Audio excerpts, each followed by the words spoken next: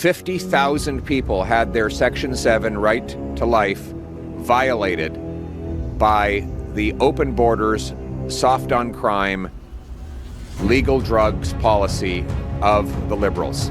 We have a Liberal government that has totally lost control of everything. The Carney-Trudeau Liberals have made us hopelessly dependent on the Americans.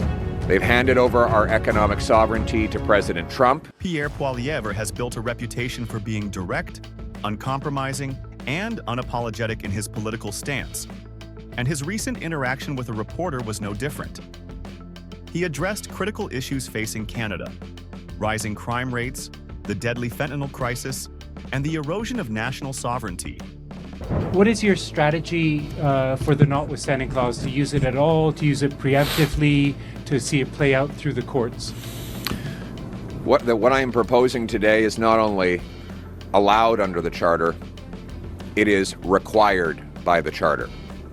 Section 7 of the Charter of Rights and Freedoms guarantees life, liberty, and security of the person. 50,000 people had their Section 7 right to life violated by the open borders, soft on crime, legal drugs policy of the Liberals. His message was clear. Canada is at a breaking point, and bold action is needed to restore order. But what started as a policy discussion quickly turned into a heated exchange when a reporter attempted to challenge his position, pressing him on the legal and constitutional implications of his proposed measures.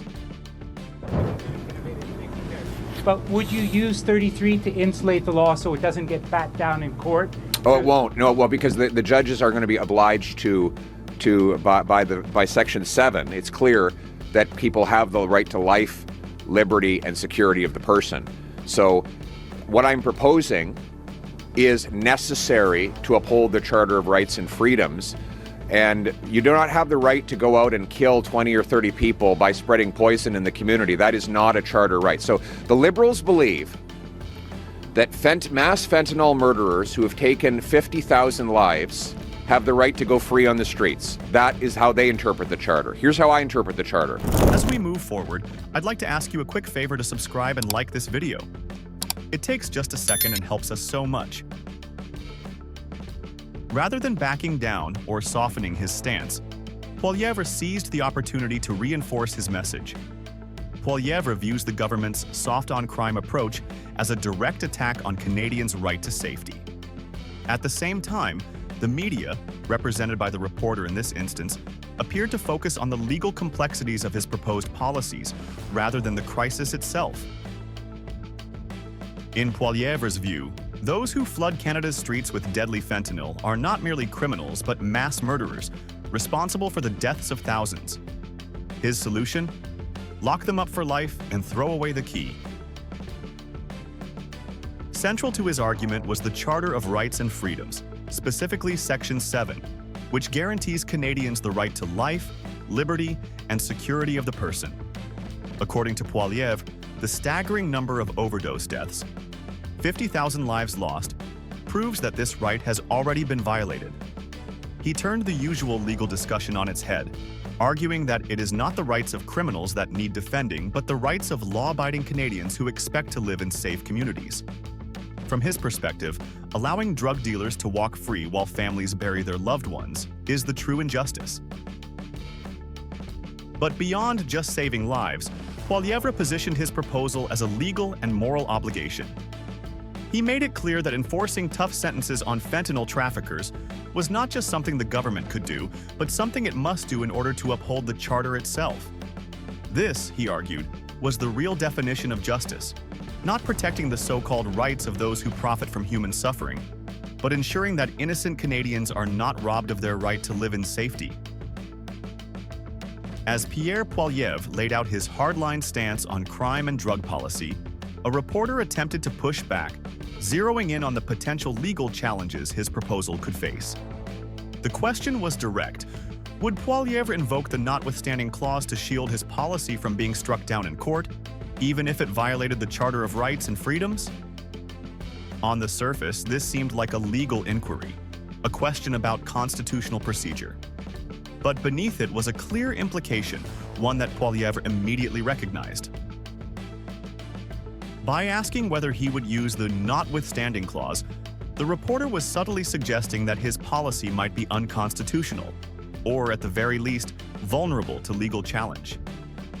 That law-abiding people have the right to expect that their children will not die in back alleys. That's the charter right I will uphold. Next question. It was an attempt to frame Poilievre's tough-on-crime approach as legally dubious, as if he were prepared to steamroll over Canada's judicial system to impose his will. This is a classic tactic often used by media figures when confronting conservative politicians. Present a question that appears neutral, but is loaded with assumptions that paint the subject in a negative light. If he answered yes, it could be spun as him being authoritarian, willing to override the courts. If he answered no, it could be framed as an admission that his policy might not hold up under judicial scrutiny. By even raising the issue of the notwithstanding clause, the reporter was trying to shift the conversation away from the actual problem, the fentanyl crisis and the deaths of tens of thousands of Canadians, and instead make it a debate about Poilievre's approach to governance. The goal was to cast doubt, to paint him as a leader who would bend or break legal norms to achieve his agenda. When the reporter shifted gears to question Pierre Poilievre about his call for an election, it was another clear attempt to corner him. The question presented a supposed contradiction.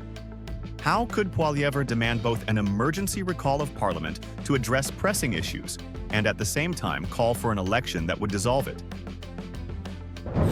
Hello, you've argued that Parliament should be recalled to address the tariff threat facing Canada, which is related to the fentanyl crisis that you've spoken about earlier today. But however, you're also calling for an election. Of course, dissolving Parliament would be required to have an election. How can we have both of these views simultaneously? And given the urgency of the situation and the looming tariff threats, would having an election and dissolving Parliament be a responsible or wise course of action at this time? It would be not only responsible, it is the only responsible course of action. We have a Liberal government that has totally lost control of everything. The Trudeau-Carney government has lost control of spending, having doubled the debt, lost control of crime, having seen gun crime rise by 116%. They've lost control of the borders with thousands of illegal migrants, drugs, guns pouring in over our borders and threatening our people. They've lost control of the cost of living with rising taxes and a doubling of housing costs. And they have lost control of our national sovereignty by blocking pipelines, mines, LNG plants. The Carney-Trudeau Liberals have made us hopelessly dependent on the Americans. They've handed over our economic sovereignty to President Trump, who spots weakness. Rather than getting tangled in the contradiction the reporter was trying to suggest, Poilievre directly challenged the premise. He argued that calling an election was not just a responsible choice, it was the only responsible choice. In his view, the Trudeau government had completely lost control, and no amount of parliamentary sessions or emergency debates could fix the deep structural failures that had been created under Liberal leadership. The problems facing Canada were not the result of minor mismanagement. They were symptoms of a government that had collapsed under its incompetence. Poilievre pointed to the fact that the Trudeau government had doubled the national debt, creating a fiscal crisis that was driving up inflation and making life unaffordable for Canadians. Beyond the economic crisis, Poilievre highlighted the Trudeau government's failure to keep Canadians safe. Gun crime had risen by 11%, fentanyl deaths had skyrocketed, and violent criminals were being released back onto the streets. Perhaps one of Poilievre's most forceful arguments was that Trudeau's leadership had made Canada weaker on the world stage.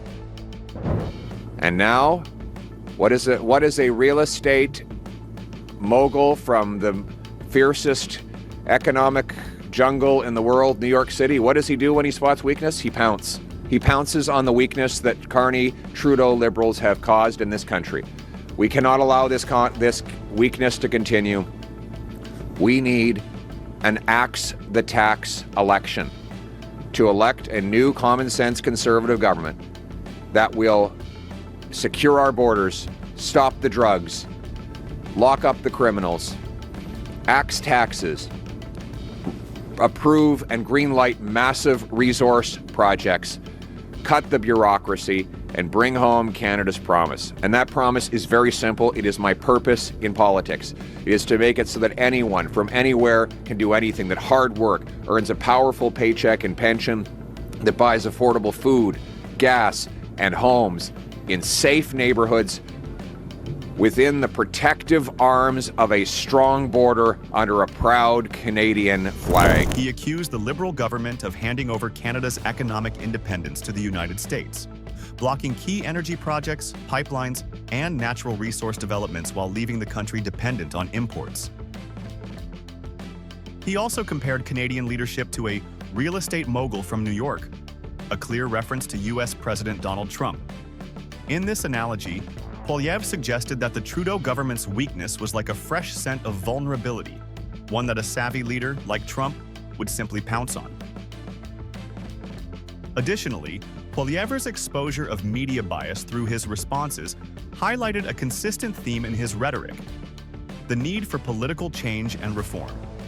He's not just calling for a new government, he's calling for a complete overhaul of the status quo, one where media bias, political correctness, and weak policies are replaced with clarity, tough action, and leadership that reflects the will of the people. So, did the reporter get destroyed as the headline might suggest? Or did Poilievre simply prove once again why he's a formidable political force? Let us know your thoughts in the comments.